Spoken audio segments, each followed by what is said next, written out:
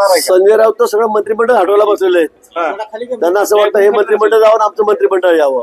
संजय राऊत कोण विचारतंय? संजय राऊतचा तो धंदाच झाला रोज काहीतरी बडबड करायची, वायफाट बडबड करायची, खोटं बोलायचं, रेटून बोलायचं. तुम्ही त्यांना एवढं गंभीर का घेता मला हेच कळत नाही आता सध्या. त्यांच्या म्हणण्यावर होणार आहे का सगळं? त्यांनी नावाची यादी दिली चांगलंय. त्यांना शुभेच्छा. सीएम साहेबांचा पूर्वनियोजित कार्यक्रम होता 2 दिवसाचा. आपल्याला माहितीये केवढा मोठा कार्यक्रम होता.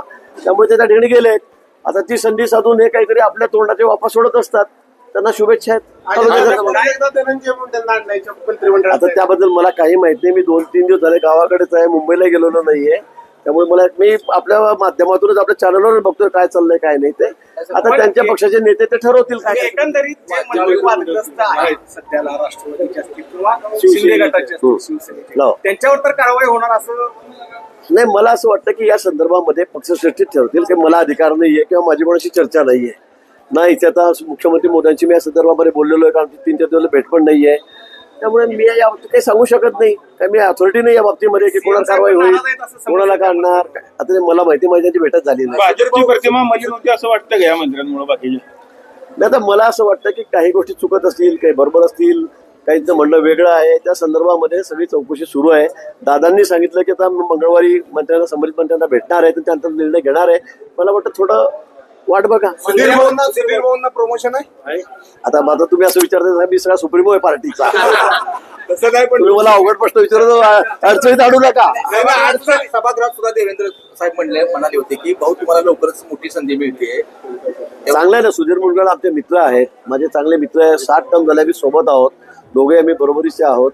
मला वाटतं चांगलं आहे. संधी मिळाली संपणार आहे की नाही विषय? आता मला समजत नाही कुठला. आता काल एवढं सांगितलं तुम्हाला, रोज रोज रोज तो तुम्हाला तुमच्या आवडीचा विषय झालेला दिसतोय सध्या. तुमच्याच आवडीचा इतकं भरपूर विषय राज्यामध्ये, जिल्ह्यामध्ये, आमच्या मतदारसंघामध्ये, त्याच्यावर आपण बोललं पाहिजे ना. कोणीतरी काहीतरी करतं, तिकडे बोलतं आणि त्याचं सगळं. आता मला खरं सांगू का, मग माझ्या मते हा विषय संपलेला आहे. आता काल तुम्ही आमच्या सगळ्या आमदार मंत्र्यांची पत्रकार परिषद बघितली असेल. आता यापेक्षा जास्त भाषेमध्ये मी सांगू शकत नाही.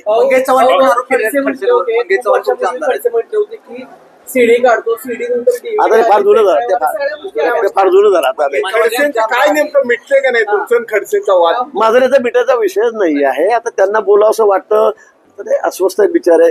ठीक आहे. त्यामुळे आता मी पण बघतोय की ते इतके अस्वस्थ आहेत की त्यांना कळतं ते काय करावं काय. आणि त्यामुळे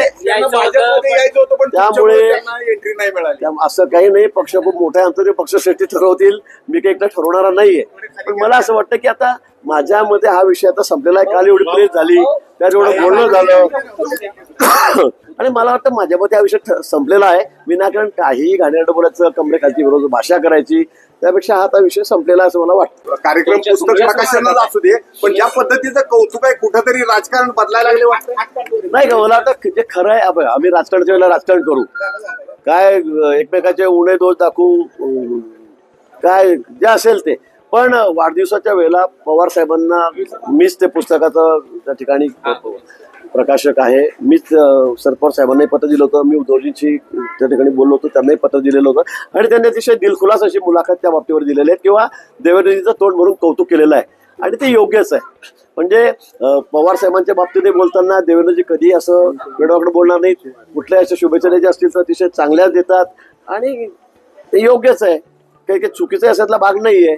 आणि म्हणून मला वाटतं की त्यांनी जे कौतुक केलं आणि ज्या पद्धतीच्या भाषेत त्यांनी केलेलं आहे, ती शब्दरचना केलेली आहे, ती अतिशय देवेंद्रजींना साजेशीच आहे मी असं म्हणेन. उद्धव ठाकरेंना चूक कळाली? चूक कळाली असं नाही. बघा, आमचं वैयक्तिक वाद नाहीयेत, आमची विचाराची लढाई आहे, आमची आयडिओलॉजी वेगळी आहे पक्षाची. पण हे असं होत नाही की आम्ही प्रत्येक वेळेला वाढदिवसाला एकमेकांबद्दल वाईटच बोलावं, चुकीचंच बोलावं, असं होत नाही.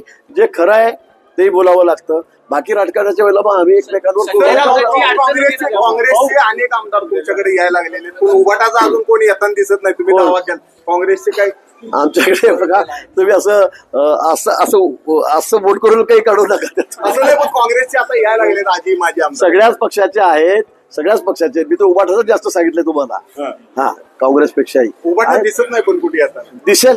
आता बघा थोडं आता निवडणूक आहेत समोर दिसेल. आणि त्यात मी सांगितलं की तांत्रिक अडचणी आहेत. ते लगेच राज्यातून खासदार आहेत, 4 खासदार आले, 2 खासदार त्यांना येता येत नाही, तांत्रिक अडचणी आहेत. पण अनेक लोक आमच्याच मार्गावर या ठिकाणी आहेत, ते तिकडे राहायला उत्सुक नाहीत. नवीन नवीन घडामोडी पाहण्यासाठी आजच आम्ही मुंबईकर 24 तासला लाईक करा, सबस्क्राईब करा आणि अपडेट रहा.